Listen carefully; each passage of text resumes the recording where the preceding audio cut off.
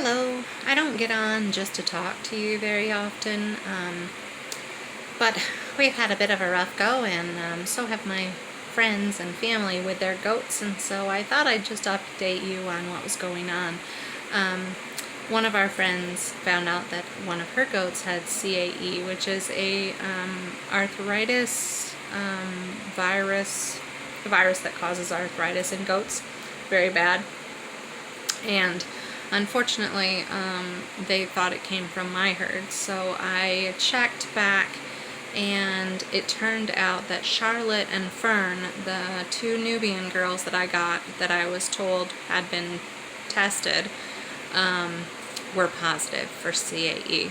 Now, we had our whole herd tested, and thankfully, nobody else had it except for Fern. But we couldn't keep her in the herd because it is transmittable to others, goats. And so we did make the difficult decision to go ahead and have her butchered. And I know that sounds horrible to some people.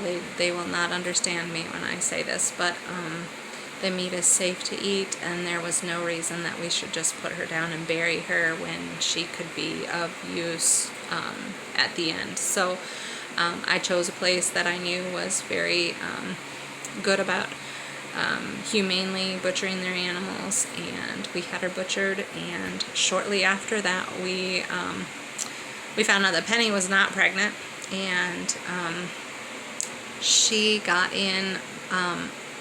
Shadow, the buck, got his head stuck in the fence, and Penny pummeled him to the point where she broke one of his spurs off and just bloodied him up really bad. And we made the decision at that point to go ahead and have Penny butchered too.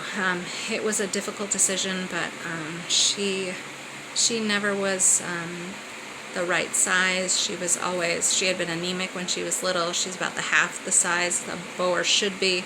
So I couldn't breed her to a boer because the babies would have been way too big for her. And I tried to breed her to Shadow, and she was so aggressive toward him that she didn't even let him mount her. So she did not get pregnant this year. So we are down 2 goats. I will tell you that goat meat is absolutely delicious, and you really can't tell the difference between goat and beef the way my husband cooked it. The roast was amazing. And if that grosses you out, sorry.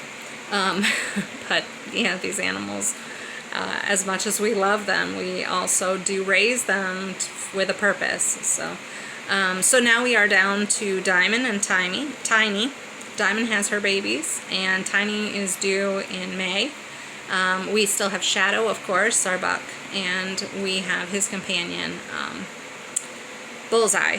And we are getting 2 more Nigerian dwarf goats from a fantastic woman up in North Michigan who has a 2-year-old Nigerian dwarf that is registered, and a little doeling that is super adorable that is also registered.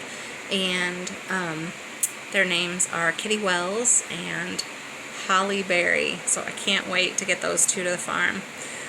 So that's what's going on with our goats. Aside from that, I've had just some friends that have had terrible luck. One of their dogs attacked their goats and horse, and thankfully everybody was okay there, but that was a scare because her goats are pregnant, and they're due in June. And then I had my cousin, who bred her female goats to Shadow, had total tragedy. The first girl went into labor, but the baby was stillborn, and it had swollen inside of her, and it was not good. They ended up having to put her down, which is really, really sad. And then the second one, like 2 days later, broke out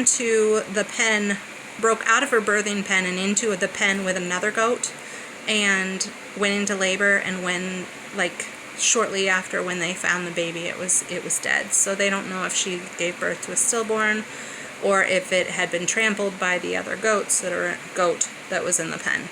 So yeah, a lot of goat tragedies lately,